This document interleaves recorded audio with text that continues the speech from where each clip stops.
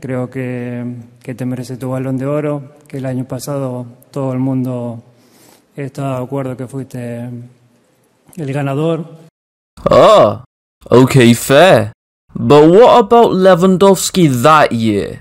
Or Haaland this year? Schneider in 2010? What about Iniesta in 2010? Ronaldo in 2012? Actually, come to think of it, Virgil in 2019 was also So as we speak, the winner of the 2023 Ballon d'Or is set to be announced in a few days. And as we're still speaking, the rumour that's made the rounds is that Lionel Messi has already been informed that he's won it. And should we be surprised? Well, no. People have been calling for this since he won the World Cup. Just let that sink in for a second. The general public were already sure of who was winning the 2023 Ballon d'Or before 2023 even began. That's how predictable all this has become. And yes, I know the Ballon d'Or gets judged on a season by season basis, okay, get fucked. Besides, in this case, that's irrelevant, because whether you're judging it from August to May, January to January, season to season, cup to cup, the point stands that Lionel Messi winning the 2023 Ballon d'Or is simply a disgrace. And here's why. Now look, I've been watching football and talking football for long enough to know of the danger of the route I'm about to embark on today. But before I even begin to break down, back up and build the basis of my brutal burial of the golden ball being bestowed upon a baller who for big bolts was booed by his own fan base, if you are a Messi stan out there and you're watching this, do me a little favor please. Ask yourself honestly, hand on heart, do you actually believe Messi deserves the award this year? Go on, ask yourself. I'll wait. You done? Good. Now shut up and let me make my point. Okay, so straight up, Erling Haaland is the rightful winner. Sorry for killing any suspense dead on the water, but it shouldn't really come as a surprise that no matter how you look at it, Haaland is miles clear. And I won't lie to you, this is so f***ing obvious to me, I wasn't even sure where to begin this discussion. Until I remembered something. So after City completed the treble a few months back, I conducted a poll to see who you lot believed was the Ballon d'Or favourite. And honest to God, pretty much the only reason I even put Messi in is because I know how these men think. Because if it was up to me, I'm sorry but he wouldn't even make the podium this year. But you know what? It's just as well I did include him in, because I did get a viewer comment on how he, bias aside, believes Messi deserves the 2023 Golden Ball. Bias aside. One of his principal arguments as to why? Because Messi had better passing, dribbling and assist stats than Haaland. So, I really shouldn't need to, but here is why it is so mind-numbingly stupid to determine who deserves the Ballon d'Or between Messi and Haaland by looking at passing and dribbling stats.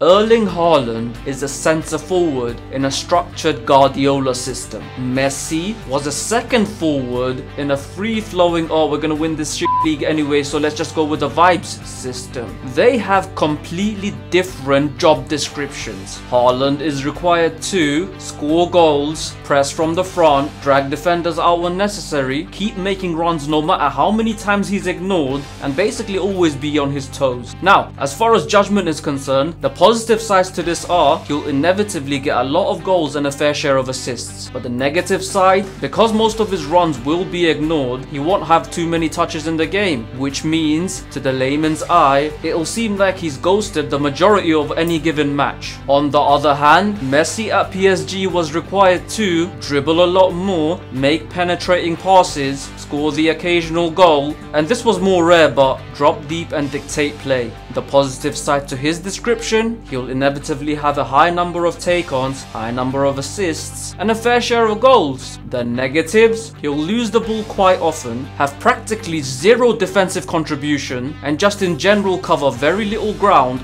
off the ball. And this is what I mean. If you're one of those people who wish to compare Messi and Haaland's passing, dribbling and assists, why not also compare how many goals, how many pressures from the front, how many off the ball runs and etc. You wouldn't, would you? No. Why? Because no one gives a f about those things. It's not pleasing to the eye. Hell, most of it isn't even on the eye. But it doesn't make it any less important. Because if the Ballon d'Or was solely based on who was the best on the ball, no centre forward, goalkeeper or defender will ever be in contention, and it'll just be left to wingers, wide forwards and number 10s, which is dumb. So instead, what you really should do is see who has done their job the best for their team, and given that it is a team game, how successful were their team because of it, and then include context like what league they were playing in and the strength of the team they were playing in relative to the opposition. For example, if the two candidates were Messi and, I don't know, Aymeric Laporte, you look at who did their job better. Did Laporte defend from the front, play out from the back, make tackles at the right time, track his runners and nail his positioning better than Messi, make the right passes, dribbled at the right time and scored/assisted? And then factor in whose team was more successful as a result of the player's contribution. And if all this just sounds too complicated for you, well, cause it is. As I've said many times, football is far too complex to simply compare selective stats. And when picking things like who's been the World Player of the Year, the only times I'd actually prioritize stats is if said stats are so far ahead that it's a joke. For example, Barcelona in 2012 won nothing but a tin can and a bag of fucking paper clips. But there is still no denying that Messi deserved the Ballon d'Or that year, because his stats were miles ahead of the next contender. Same with Ronaldo in 2013. Won precisely all, but again, he statistically was just miles ahead of the otherwise favourite.